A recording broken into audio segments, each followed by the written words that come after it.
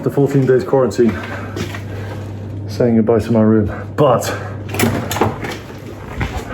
my chariot awaits.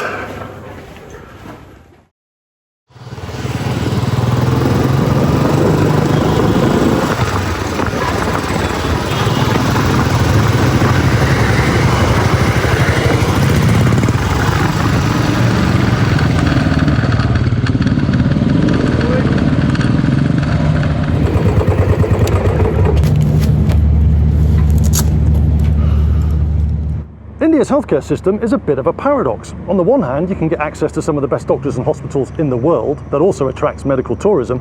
Yet on the other, according to IMS Health, 63% of this country's population do not have access to affordable and quality healthcare. That's over 800 million people. The healthcare landscape is evolving though, driven by the government, medtech companies and private healthcare providers. And all this amongst the backdrop of a surging COVID-19 virus that places India number 2 in the world when it comes to confirmed cases. Now, Nal Gollagunta, or Nal as he's better known, who I'm here to see, was the former CEO of GE Healthcare South Asia and has been deeply involved in India's healthcare transformation. Nal. Hey Mikey, how are you? Not too bad, how are you? I'm good, Let's thanks. do a little bit of a, this is the COVID handshake. That's right. So, look, India, its healthcare system. Yeah. Let's go back pre-COVID. That's right. What were the major challenges? Listen, this, our journey here starts almost 30 years ago, and you're talking 1990.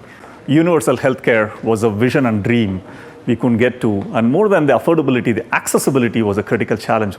And our journey at that time and the vision for us was, what can we do to solve this multi-part puzzle? It's not just cost, it's the whole thing. What are the key aspects that you focused on in order to overcome those challenges? Yeah. So firstly, a couple of things. When we started this journey, we were about 900 million people, and not just India, it was the region. So you have Bangladesh, Sri Lanka, everything put together. Today we are over 1.5 billion people. So you're talking of a fifth of the population of the world. So in 1992, just about a kilometer down from here, our first factories came up, which gave us that interdependence and independence on what we can do with healthcare equipment in the country. We started with CT and ultrasound at a time when all these were imported into the country. It was a huge, huge step for us. Then what do we do in terms of designing it? And that's how this place where we are, it started, which is how do we create the center which can start to design products for the country, for the region, specifically solving the issues that we had to do. So the journey started with the machine, but then it went on to saying, what do I need to do from a services perspective? What do I need to do from a sales perspective, right?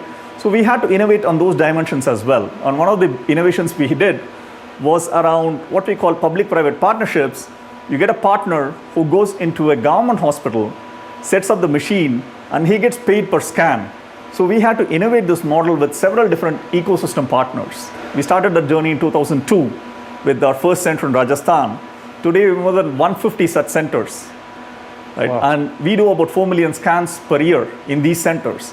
The third thing we did was, how do we go to the other 400 districts? And one of the things we did was, we spun out a small company which only focused on distribution in the 400 districts which we don't reach.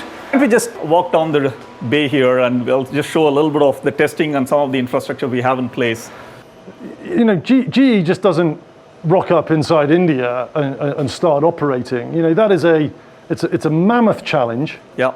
How do you get a foothold in a very different country with a very different demographic, with a very different challenges? This journey starts 30 years ago, and it starts with Jack Welch.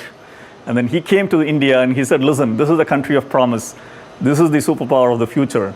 But I really need a local partner who has the same mindset, same value system as us. And Wipro brought that expertise.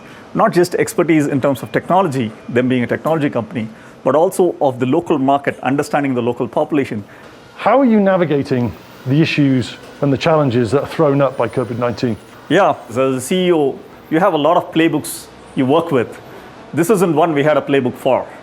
And we went through probably the harshest of lockdowns of all countries of any size. And we really had to figure out a way to make sure that we keep our operations running, ensuring the customers and patients had what they needed. Making sure our machines, which are out there, those machines are up and running and ready whenever the COVID tsunami, as we call it, starts to hit these hospitals to that extent. And second was to make sure that we're delivering more equipment, which was needed desperately. We're installing them, we're continuing to train the technicians on that. So right through the journey, through the lockdown, which lasted for almost 3 months, we had close to 5,500 service calls we had to do. Absolutely go there, fix the machines, make them they're running. Wow. We had to deliver 700 pieces of equipment uninstalled through a lockdown, right, when pretty much everything was shut down in the country. Manufacturing centers had to be running as well. We couldn't miss a bit on that because a lot of our factories globally were reliant on some of the pieces we're making here to be delivered there. So we had 4 times regular demand on X-ray generators, wow, suddenly, overnight. And this was not just our products. We had close to 75 suppliers all over India who were supplying critical parts for some factory somewhere in the GE system to that extent. The government was extremely helpful. They understood what we were trying to do. And in fact, that's the time they realized how much of roots we had put into the country in terms of work we were doing here, not just for India, for the globe as well. What is it, from your analysis, from your experience, that has become a big player because of COVID-19? Yeah, listen, if you were to think about it, if there's one single concept, it's digitization. And what digital can do for us in terms of not just COVID, but really a realization that it can be a huge game changer for us and a force multiplier into the future. So the whole bunch of science projects we were doing in the past, all of that now takes center stage for us. And we think that going forward, there's going to be absolutely the core part of how we're going to drive the future as GE Healthcare and Wipro GE in India.